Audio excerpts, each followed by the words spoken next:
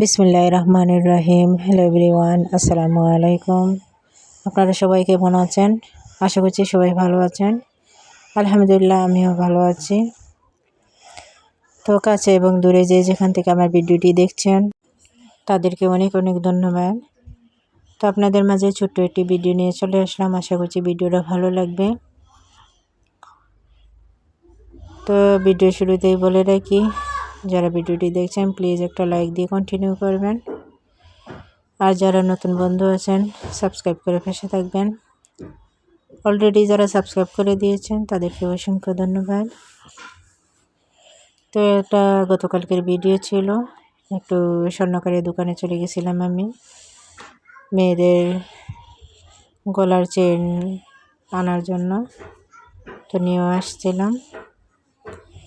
এদিকে পরের দিন সকালে আমার আন্টির বাসা থেকে কিছু ডোগা, লাউয়ের ডোগা নিয়ে আসছিল, আর কিছু পেঁয়াজের কলি আনছিল। এই যে দেখেন পেঁয়াজের কলিগুলো তাদের ক্ষেতের টাটকা সবজি নিয়ে আসছে। তাদের ক্ষেতের ছোট্ট ছোট্ট দেশি আলু কিন্তু সেগুলো নিয়ে আসলো। তো আজকে কিন্তু সেগুলোই রান্না করব তেল ছাড়া। তো আপনারা দেখতেই থাকুন, আর আপনাদের সাথে আজকে কিছু কথা শেয়ার করব। তো ভিডিওটা শেষ পর্যন্ত দেখার অনুরোধ রইল। তো আজকে সকালে আমার সাথে এরকম একটা ঘটনা ঘটবে সত্যি ভাবতে পারিনি। আজ সকালে ফজরের নামাজ পড়ব, খুবই ভোরে উঠছিলাম ঘুম থেকে। তো ওটা আমি সবসময় প্রতিদিনের মতন কিন্তু ফজরের নামাজ পড়তে গেলে আমি কাপড়টা চেঞ্জ করে নেই, পরনের কাপড়টা চেঞ্জ করে নেই। তো আমি যখন পরনের কাপড়টা চেঞ্জ করতে যাব, বারান্দা থেকে কাপড় আমি বারান্দাতেই শুকাতে দিই রেগুলার কাপড়গুলো, আর অতিরিক্ত কাপড় ধুয়ে দিলে কিন্তু আমি ছাদে শুকিয়ে নেই। তো যেহেতু আমার শুধু এক সেট কাপড়ই ছিল, তো আমি বারান্দাতেই গতকালকে আমি দুপুরে গোসল করে বারান্দায় শুকাতে দিয়ে দিয়েছিলাম। তো সকালে ভোরে যখন আমি তখন 5:30 বাজে, তো আমি কাপড়টা যখন চেঞ্জ করব তখন গিয়ে দেখি যে ওইখানে কাপড়টা নেই। আমার কাপড়টা সেখান থেকে নিয়ে যায়, কে জানি নিয়ে গেছে সেটা আমি জানি না। তো সকাল থেকে কিন্তু ভীষণ মন খারাপ ছিল, খুঁজে পাচ্ছিলাম না, কোথায় যেন গেছে হারিয়ে, জানি না। তারপরে আমি ছাদের উপরে খোঁজাখুঁজি করেছিলাম, অনেক জায়গায় খোঁজাখুঁজি করে এক পর্যায়ে আমি এটা নিয়ে আর বাবা বন্ধ করে দিয়েছিলাম। তো আমার পাশের বাসার চাচি উনিও খুঁজছিলেন, উনি আমার কাপড়টার জন্য চিন্তা করছিলেন যে কোথায় হারিয়ে গেল, কে নিয়ে গেল।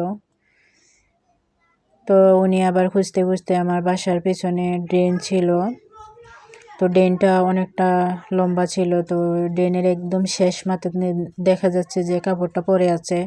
তো আমাকে উনি আবার ডাক দিলেন, বললেন যে এটা তোমার কাপড় কিনা দেখো। তো আমি দেখলাম যে হ্যাঁ, এটা তো আমারই কাপড় ছিল। তো এরকম দেখেন মানুষের ভিতরে কতটা হিংসা থাকলে এরকম করতে পারে বলেন। এত হিংসা, মানুষের সাথে মানুষের হিংসা থাকতেই পারে বা ঝগড়া বিবাদ থাকতেই পারে, তো এরকম কেন করে জানি না, এরকম কাপড়ের সাথে শত্রুতামি কেন করে। তো এই যে দেখেন ড্রেনের ভিতরে আমার 3 পিসটা পড়ে আছে, শত্রুতামি করে এখানে ফেলে দিয়ে গেছে।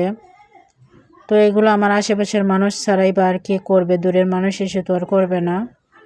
তো দেখেন তাদের সাথে কি করা উচিত আমার জানি না, কেনই বা তারা এরকম করছে,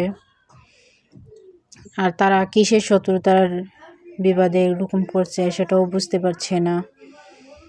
তো এই যে দেখেন আমার বাসার ভিতরে আমি দেখাচ্ছি একটু ভিডিও করে যে কোথায় ছিল, পাশের একটা 3 পিস দেখতে পাচ্ছেন। তো এটা আমার 3 দিন যাবৎ কিন্তু এখানে ছিল, কিছুই হয়নি। কিন্তু গতকালকে যখন আমি নতুন 3 পিসটা আমি ধুয়ে এখানে দিয়েছি, তো এখান থেকে কিন্তু আমার 3 পিসটা উধাও হয়ে গেছে। তো যারা এই কাজটা করেছে আল্লাহ যেন তাদেরকে বিচার করে। তো সবার থেকে বিদায় নিচ্ছি, সবাই ভালো থাকবেন, আল্লাহ হাফেজ।